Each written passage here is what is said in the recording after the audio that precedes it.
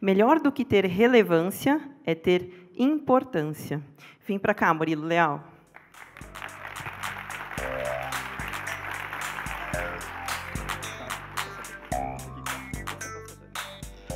Boa tarde, pessoal. Tudo bem?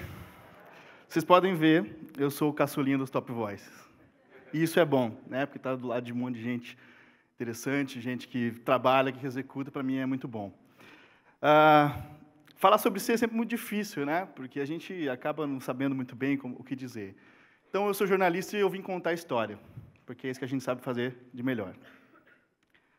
A proposta aqui era como você construiu a sua imagem. Então, eu quero contar algumas coisas que aconteceram na minha vida e que transformaram completamente a maneira como eu enfrento o meu conteúdo, como eu enfrento aquilo que eu faço, tá? Aqui, a parte chata, vou só explicar para vocês entenderem mais ou menos de onde eu saí. Eu trabalhei num grande jornal lá no Paraná, sou paranaense, não sou daqui de São Paulo. E eu tive a oportunidade, de, aos 20 anos, trabalhar num dos maiores jornais do Paraná. Isso para mim foi muito bom. Em 2015, eu acabei... aliás, em 2015, eu criei um blog junto com a minha ex-esposa, para falar de relacionamento, casamento e tudo mais. E eu escrevi um texto que deu 3 milhões de visualizações em uma semana. Então, assim, foi um crescimento absurdo. E isso, claro, me deu alguma visibilidade, enfim. E aí eu acho que depois, muito por conta desses trabalhos que eu havia feito, o LinkedIn fez esse convite, que também fez para eles aqui, de poder escrever numa outra plataforma. Bom, jornalista é assim. Você dá uma plataforma para ele e fala, poxa, então vamos escrever. E eu comecei a escrever em 2015, dentro do LinkedIn. Aí, para surpresa, no final do ano, rolou essa lista com todo esse pessoal, já acompanhava a maioria deles. Para mim foi um grande privilégio poder participar dessa lista. É claro que daí, com a visibilidade, algumas coisas foram acontecendo, né? Trabalhava num programa de televisão, também produzia. Porque uma coisa que vocês vão aprender sobre jornalista, a gente sempre está fazendo tudo. Então, não tem o negócio, ele é especialista nisso, a gente faz tudo. Eu, particularmente, só não trabalhei em rádio. O resto, eu fiz tudo dentro do jornalismo, tudo. Isso foi muito bom para mim. Uma vez eu estava conversando com um amigo meu, contar algumas histórias para vocês. A gente estava falando sobre uma terceira pessoa, uma outra pessoa, num café. E essa terceira pessoa é uma pessoa muito difícil de lidar, né? Você deve ter pensado em alguém aí na sua vida que é uma pessoa muito complicada. E aí a gente falando sobre ela, e esse meu amigo falou assim, o fulano de tal, eu quero que ele se dane, quero que ele se dê mal, quero que a vida mostre para ele o quão ele é mala, o quão ele é ruim e tal, e eu ouvindo, né? Aí eu disse para ele assim, cara, a história das pessoas é muito importante. Se ele pensa o que pensa, se ele faz o que faz, se ele imagina o que ele imagina, se trabalha o que ele trabalha, é porque tem uma história que o leva até lá. Então eu queria contar algumas coisas sobre a minha história, que vocês vão entender como o meu conteúdo acabou me trazendo para essa realidade. A primeira eu chamo de história do telefonema.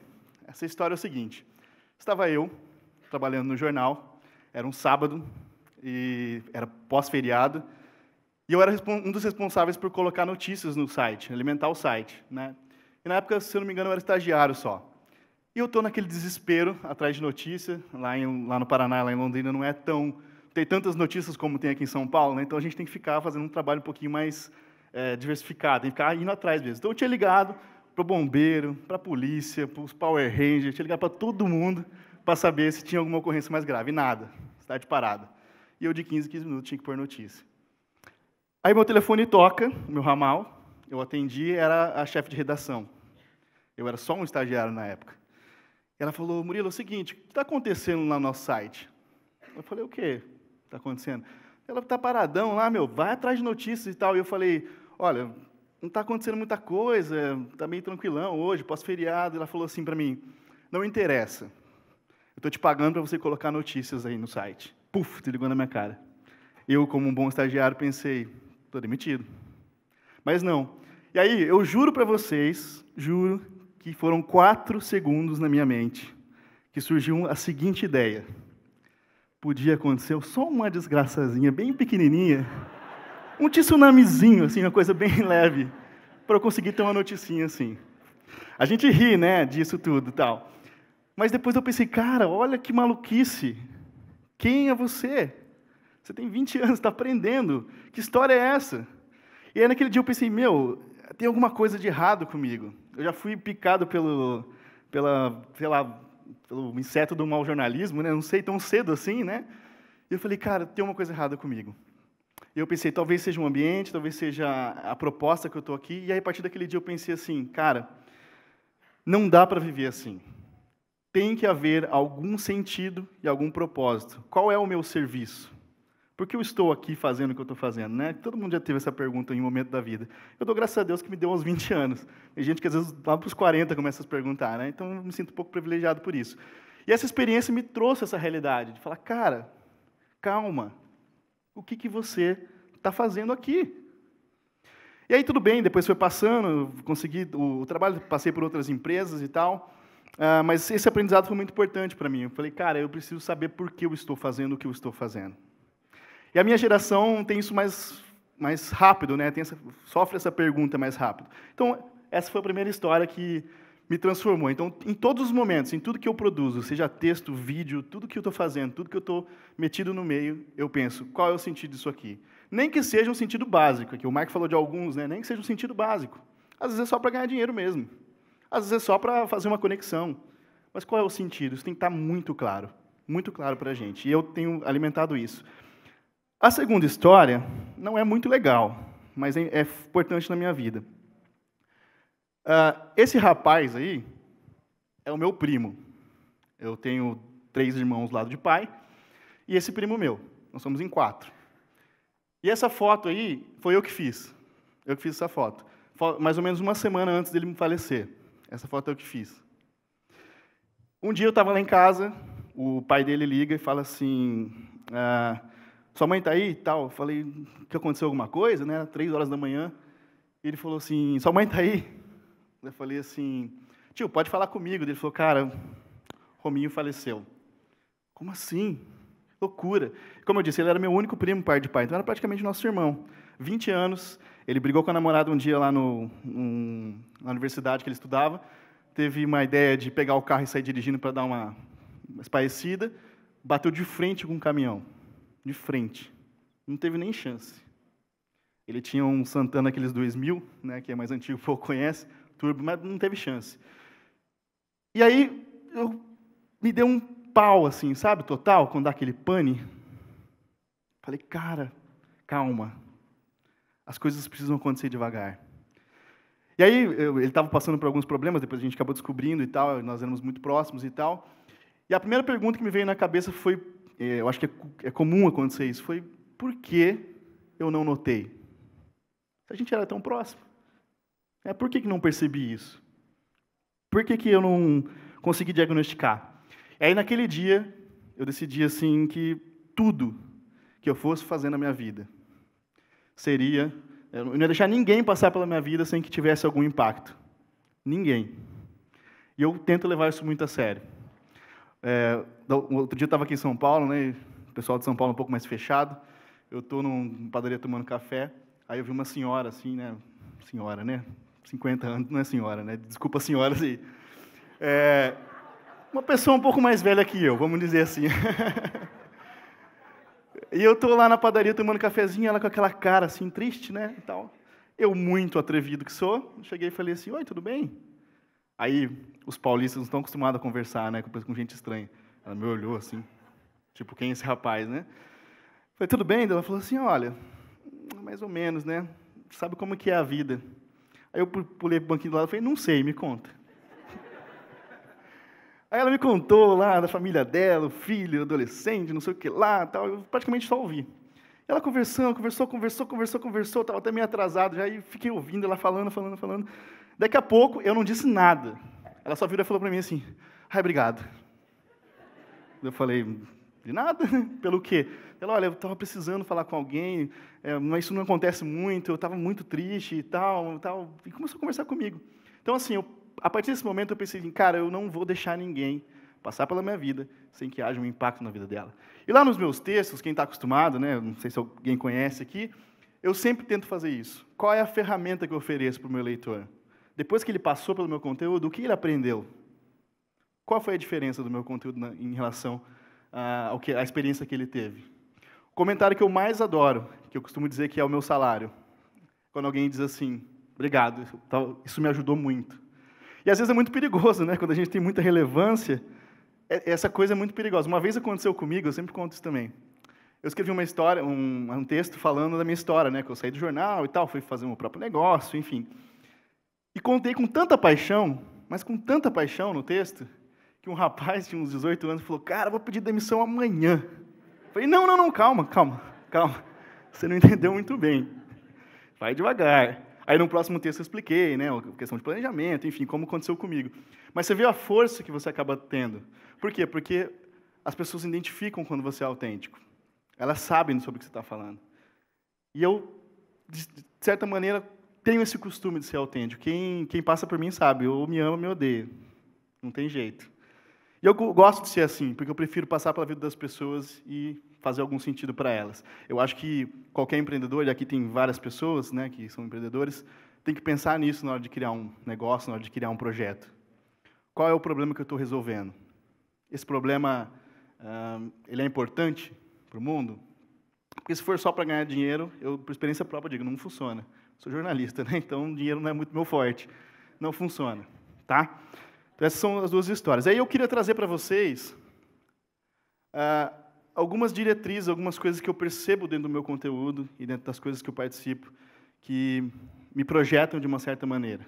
Eu quero trazer para você de lambuja aqui, de grátis, como diz um amigo meu. De lambuja, tá? E é uma coisa que eu percebo em muitos conteúdos, não é só meu. Primeira, emoção. Todo projeto que você for se colocar, se inserir, a emoção é muito importante. Nós estamos num momento apático, não é? Eu contei para vocês aqui agora dessa senhora. Ela precisava só sair daquele momento que ela estava. Então, todos os conteúdos que eu crio, eu tento gerar nessa pessoa uma emoção. E aí não é aquela coisa publicitária, né? De propaganda de margarina com a família. Não é isso que eu estou falando. A emoção mesmo. Às vezes eu até acabo provocando as pessoas. Mas tirar ela do lugar. O que não quero é que ela leia o meu texto, feche a janela e fale, legal. Para mim não faz sentido isso tudo. Tem que causar nela algum impacto. Já faz alguns meses que eu não escrevo texto, muito por causa do tempo também, mas eu percebo como as pessoas sentem falta disso, porque gerou nelas, todo esse conteúdo que eu criei, gerou nelas uma certa, a palavra não é ideal, não é independência, né, mas gerou nelas esse impacto. Então, se você vai começar a produzir conteúdo, se você vai começar algum projeto, lembre-se de que são pessoas do outro lado. Esse é básico da venda, né? Você não vende um produto, você vende uma emoção.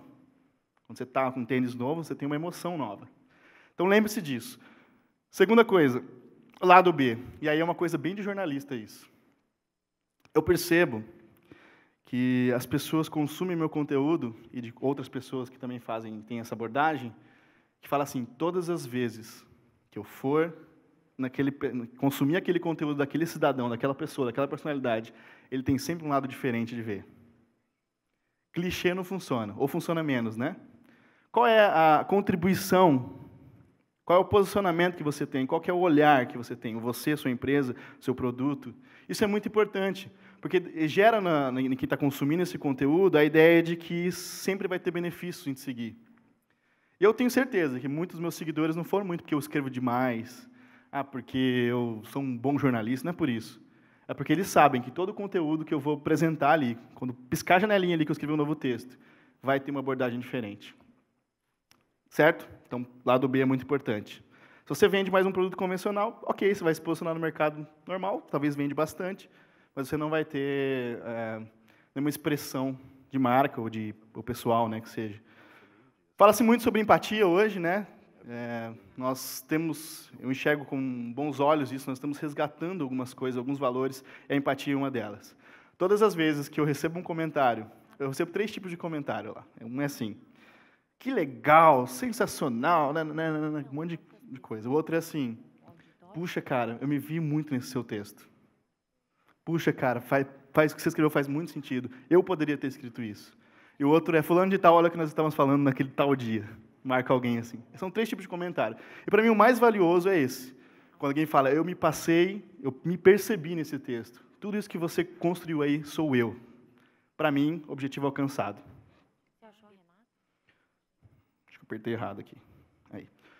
Uma outra sensação que eu percebi que funciona muito bem e também tem a ver com essa minha história, com essa minha ideia, é você tem que ser a pessoa que mais ajuda o seu leitor, o seu consumidor, enfim, o seu seguidor.